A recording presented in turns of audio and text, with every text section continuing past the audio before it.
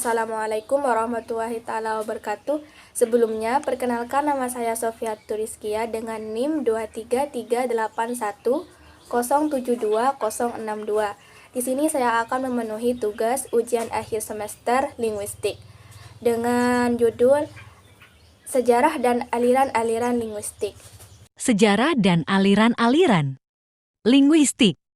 Sejarah dan aliran-aliran linguistik. Menurut Ferdinand de Saussure, bahwa sejarah linguistik dapat dibagi 3 tahap perkembangan sebagai berikut. A. Tahap grama. Diusahakan oleh orang-orang Greka dan Prancis, tahap ini sebagai tahap awal yang bertitik tolak pada logika dengan memberikan aturan bahasa benar atau salah, normatif atau tidak. B. Tahap filologi. Diusahakan oleh orang-orang Alexandria seperti Friedrich dan August Wolff. Mereka lebih banyak membuat penafsiran terhadap teks sastra dan adat istiadat. C. Tahap perbandingan. Para linguis membandingkan antara bahasa satu dengan bahasa lain, misalnya Franz Bopp yang membandingkan bahasa Sanskrit, Jerman, Greka, dan Latin.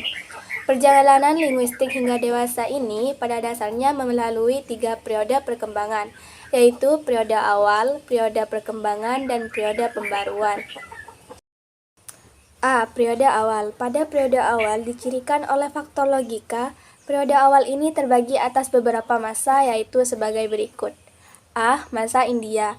Cara belajar secara lisan masih terjadi di India sekitar abad ke-19. Walaupun demikian, pada abad ke-5, di India telah dipergunakan bahasa tulis dengan abjad Brahmi.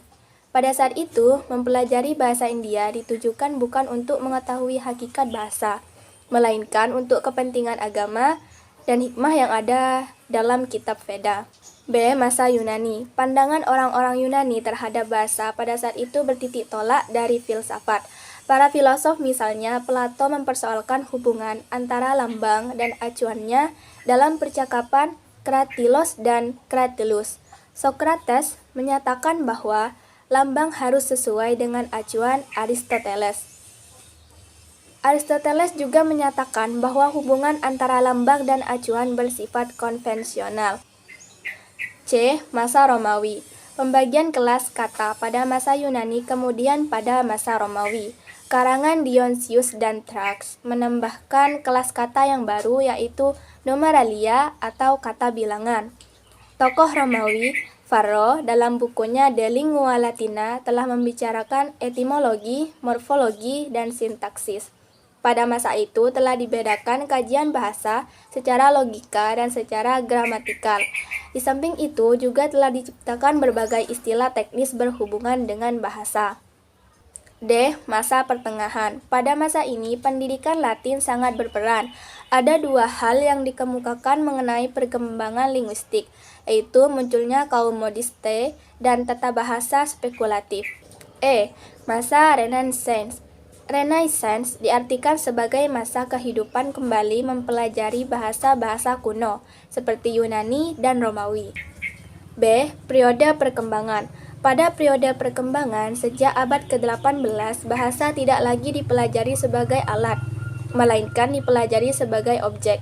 Berikut perkembangan linguistik pada periode perkembangan. A. Abad 18. PS Palas dengan bantuan Ratu Rusia, Katarina II berhasil mengumpulkan kata-kata dari 272 bahasa di Eropa, Asia, dan Amerika. B. Abad ke-19, abad mulainya linguistik.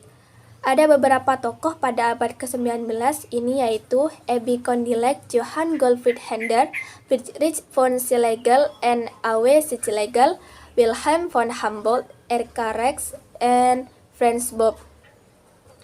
C. Kaum 80 dan sesudahnya. Smith menentang pendapat Schleicher yang menyatakan bahwa perkembangan bahasa dapat ditentukan garis atau batas-batasnya yang disebut isogloss yang selanjutnya makin meluas, seperti riak ombak dan dikenal dengan teori ombak atau wave theory. C. Periode pembaharuan. Pada periode ini, para pakar menitik beratkan perhatian pada persoalan bahasa saja, tidak memandang segi perbandingan atau filsafat. Berikut beberapa tokoh pada periode pembaharuan. A. Ferdinand de Saussure terkenal karena bukunya Cours de Linguistique Generale 1916, sekaligus sering disebut sebagai Bapak Linguistik Modern. Beberapa konsep yang diajukan yaitu berikut ini. Konsep linguistik diakronis dan sinkronis. Diakronis berarti menyelidiki. Konsep la langue, la parole, le langage. Konsep form dan substans. Konsep signifian dan signifi.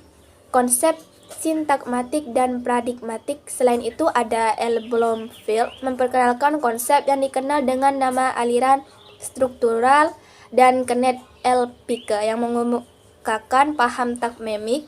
Noam Chomsky penemu teori tata bahasa transformasi generatif.